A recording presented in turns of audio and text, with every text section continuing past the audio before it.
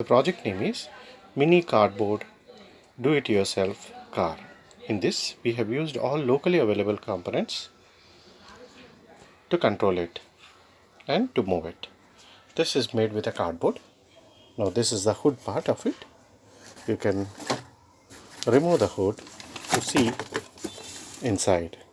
The back side wheels are connected to a BO motor like this, which is attached to two wheels.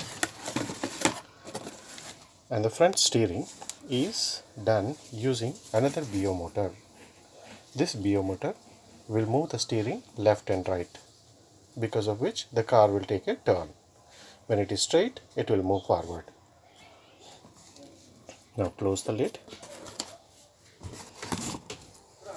and this switch you press upward.